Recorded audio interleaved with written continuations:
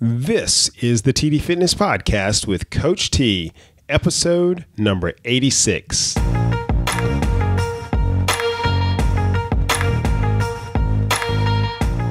Welcome to the TD Fitness Podcast, giving you ways to live a healthy lifestyle without giving up the things that make life worth living. And now your host, certified health coach and personal trainer, Coach T.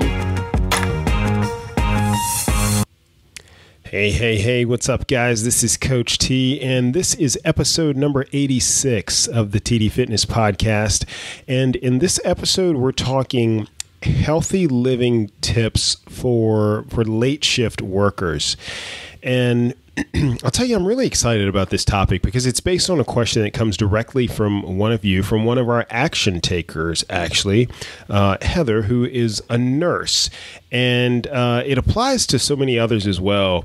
I work, as you know, in the military. I have a lot of friends who are commercial pilots. So sometimes there's late nights or late flights involved with that. And then in the military, there are a number of jobs where 24-hour coverage is required. So this is an important topic.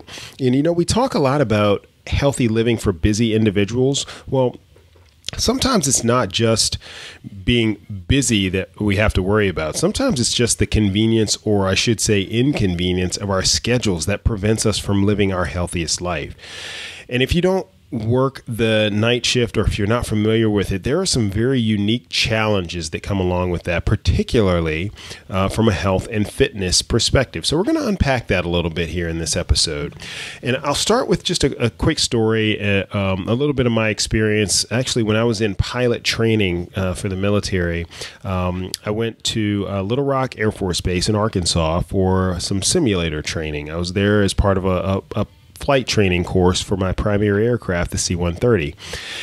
And the Air Force uses simulators a lot as part of their pilot training because, you know, you can practice a lot of things in the simulator that you can't practice in the airplane.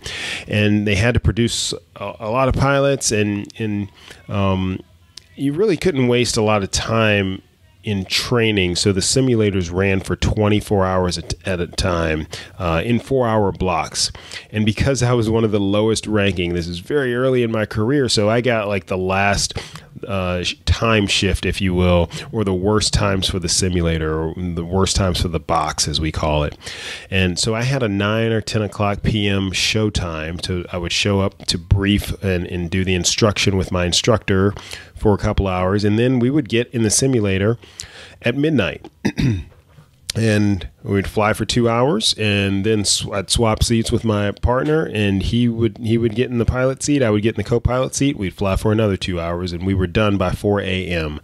And then we'd debrief or talk about how things went, and usually got out of there around 5 a.m. So we're essentially working about 8 hours or so total, from about 9 p.m. to 5 a.m. And what would I do at 5 a.m.? Well, Waffle House was my go-to then. So after a 5 a.m. Land time, or getting out of the brief at 5 a.m., then I would head to the Waffle House, and then I would get breakfast, and then I'd go home and go to sleep. And I loved it. I'm not going to lie. I was young. You know, breakfast has always been my favorite meal of the day. And it was easy for me to recover and do that again the next day. But I didn't have to maintain this schedule for months on end. Usually it was only, a few days or a couple of weeks at a time. And that's not my schedule now. I'm far from it. From time to time, I will have to fly early or land extremely late. But that's the exception these days, not the norm. But I realize that there are other jobs and disciplines that do require those late night shifts and those late long hours, and that require shift work. You know, many career fields in the military or in the first responder lanes, they require 24-hour coverage schedules. And like I said, the individual who asked this question, one of our action takers, Heather, is a nurse, and then she's restarting 12-hour shifts from 7 p.m. to 7 a.m. on 3 days a week. And she said she was thinking about starting, some kind of intermittent fasting routine, but wasn't sure how to do that when half of the week she was awake at night, and then the other half she was on more of a regular schedule or not working at all. So basically, she's looking for advice on eating and exercise with a crazy schedule and how to go about that. And as I said, I have several friends who fly as commercial pilots where, although they only work a couple of weeks a month, the hours required can be out of the normal circadian rhythm, as it's called, or our normal routine of sleep at night and awake and work during the day. And some of those pilot friends fly exclusively at night, though. If you've ever wondered how your packages get to your door on the next day of delivery, well, if it's coming from somewhere else, it's usually being flown overnight by like a FedEx or UPS or something like that. And guess what? Someone's got to work overnight to get it there. I heard a staggering statistic not long ago about the life expectancy of pilots who retire from these types of jobs. And it was, like I said, a staggering number. I don't remember the exact number, but I remember it being a lot higher than I thought it ever would be. Or a lot shorter, I should say, as far as the life expectancy of someone who retires after, a career of that type of flying where you're on what's called the backside of the clock, which you can't control. Typically, your eating habits and exercise habits aren't the best. So those things can all catch up with you, but you can control some of that. And that's kind of what I want to talk about. Some of those things that you can control. How can we best approach your schedule to be your best self and provide for long-term health?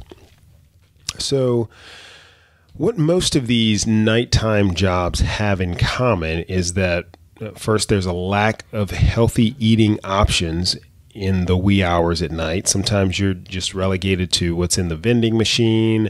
Typically, the restaurants aren't open, at least not the healthier ones with healthier options. So you're just kind of stuck with what's there if you don't plan ahead. Another unique thing about those night shifts is that most of your work time is actually spent working.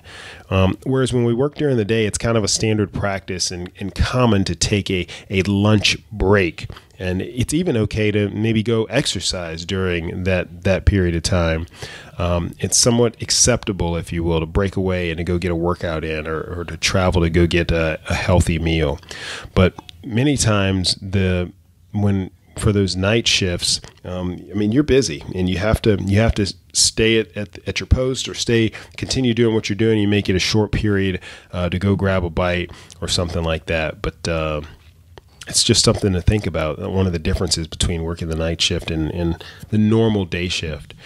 And then working shifts can upset your body's internal clock. And your internal clock, I talked about this circadian rhythm. That's essentially what it is. Your internal clock basically tells your body to be awake during the day and to sleep at night. And it's related to your hormones and metabolism.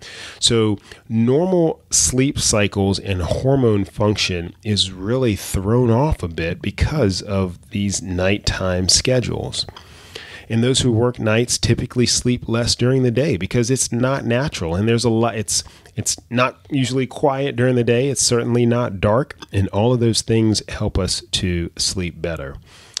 So it's not natural to sleep during the day. So typically night shift workers get chronically less sleep over the long term. And then finally, your ability to resist temptations. And this is a real thing. Resisting things like unhealthy foods, or sweets and things like that. It's typically at your lowest point later in the day because your ability to control those cravings and to have some self-restraint and self-control actually wanes during the day. So it becomes harder and harder. So that's something to think about too. So how do we address all of these things? We have all of these factors that could work against us, when we're working nighttime jobs. We have some statistics that show that, it could lead to an unhealthy lifestyle, but certainly there are people who do it and people who are healthy and people who live a long time. So how do they do it? What are some of the things that they do, and what should we consider if we do have to work these longer hours or later shifts? So I'm going to just give you a few things that can help with this. And generally speaking, though, they are things that are common to healthy living overall. You just have to think about them a little bit differently, maybe, in order to apply them to late shifts and late nights. And the first one I'll mention is to eat a main meal before going to work. Okay, so if you eat that main meal before going to work, that does a couple of things for you. Number one, you can control what you eat before you're at work. If you don't have the ability to control what you eat at work as much, you can certainly control what you eat before work, and that can be a much healthier option. And typically, if you stick to something, with proteins and healthy fibers, those things are going to keep you full longer. So that's one thing. Get a good meal in before you go to work, and that way you don't feel like you have to stuff yourself after work and then likely go right to sleep afterwards. So eat your main meal for the day or the main meal for that period before going to work. The second thing you can do while you're at work, and this requires a little bit of planning, but you can pack healthy snacks so you're not just stuck with what's left in the vending machines. We all know that vending machines typically don't have the best options. And like I said, a lot of times there aren't very good options from like the local cafeteria, if they're even open, and things like that. That typically you don't have the full service menus there. So it'll be important for you to think a little bit ahead and plan how you're going to conduct yourself over your 8 or 12 hour shift or however long you work. But you can do that by you determining what you're going to put into your body and not being stuck with what minimal or few options there are. So pack some healthy snacks so that you can munch on during the shift. Next, don't drink too much caffeine. And this is one that's easy to do or it's easy to do incorrectly because we think that we need that caffeine to stay up. And caffeine can certainly help you stay alert. But if you drink more than about 2 to 3 small cups of regular coffee, for example, that can stay in your system for up to 8 hours. And that can affect your sleep once you do lay down and try to get some rest after working. So that's something to consider. Next, avoid alcohol. Sometimes I won't call it a nightcap because it would actually be a morning cap or a day cap. When you get off of your long shift, sometimes you just want to relax and you have some alcohol. Well, if you drink alcohol after working or just before going to bed, period, that may help you feel more relaxed, but it does not help with your rest and your sleep. So what you want to do is try to avoid that before falling asleep. Next, stay active while you work. So certainly there are some jobs where you have to sit at a desk over the night shift, and those are more difficult. But if you can, try to get up and move around periodically, at least every half hour or so. And if you do have a job, though, that keeps you on your feet while you're working the night shift, then that's great because at least you're staying active, and that's what I'm asking you to do. And then finally, stick to a routine. Try to routinize your schedule. We are creatures of habit. You've heard me say it before. So if you can do some of these things that I mentioned, eating a main meal before going to work, pack healthy snacks, try to stay away from too much caffeine, avoid alcohol after your work shift, trying to stay active, all those things tend to provide a routine for your life. And if you can get used to doing that, then it's going to be more common, more natural for you, and more comfortable. And that's where you want to be. We want to increase the number of healthy habits in our life and continue to do those kind of without thinking, make them actually make them habits, and get rid of the things that are less healthy for us and try to minimize those. So sticking to a routine is one way to do that. Remember, though, and going back to the question about intermittent fasting, remember that your dietary approach always has to fit your lifestyle. Now, I can see how fasting may be hard for someone working nights. So if you do choose to fast, I would recommend doing it on your days off so that you can take advantage of the fasting period during the nights that you do sleep. Typically I only fast 5 days a week. The point is that you don't have to do it all the time, because if fasting doesn't work for you, if maybe the main meal before work and the healthy snacks during your shift, something light before bed, and avoiding the alcohol, and then, and don't go overboard with the caffeine. Those are things that you can do. You don't have to fast, okay? And as I mentioned, try to stay moving. Try not to stay seated the entire time. When it comes to exercise, I'll tell you that the benefit of the late shift is that it's not a painfully early wake up to exercise before going to work. So I routinely get up at 5 a.m., which is fairly comfortable for me now, but I understand that not everybody has a desire to get up that early. I can certainly understand that. But I do that so that I can exercise before work, before my day gets away from me, and so that I can spend time with my family after work.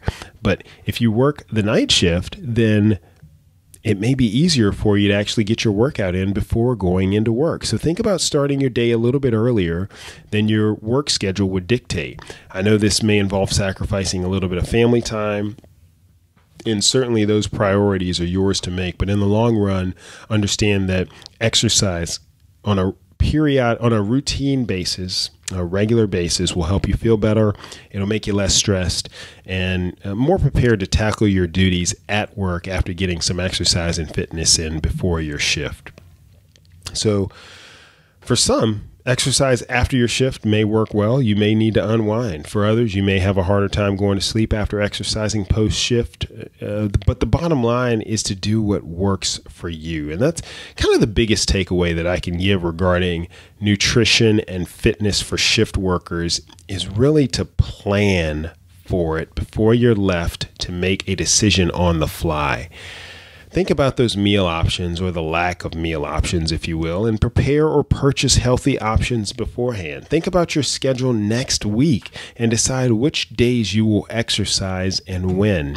Sometimes all we have to do is get out of the next 12 or 24 hours that are in our head right now and think forward just a little bit. That will allow us to open our eyes and plan a little bit. Nothing's a surprise if we plan for it. It may be difficult or it may be a difficult or awkward schedule, but it's still a schedule, which means you can plan around it. So to all of my shift workers out there, let me say thanks for what you do. I know it can be difficult, but hopefully some of this advice is helpful and you can find it useful.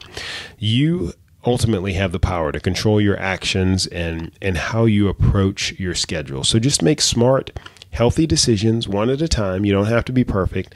Just try to be better, okay? Not perfect. So speaking of better and not perfect, I want to let you all know that I'm opening up enrollment for my Action Taker monthly member program later this month. So be on the lookout for that. Openings only occur, by the way, every 4 months. And my Action Takers that are in the program right now, the monthly members, they are absolutely crushing it. They are taking steps each and every day towards a healthier life. And they are steps that are personalized to them and their specific situation. So you can learn more about that at tdfitness.net/monthly member. I will be putting more information out on that in the very near future. And you can get the show notes for this episode at tdfitness.net/086. That's all I have for you guys. So I just want you to know that I so appreciate you guys. Thank you so much for tuning in. I want you to have a blessed one. This is Coach T signing out.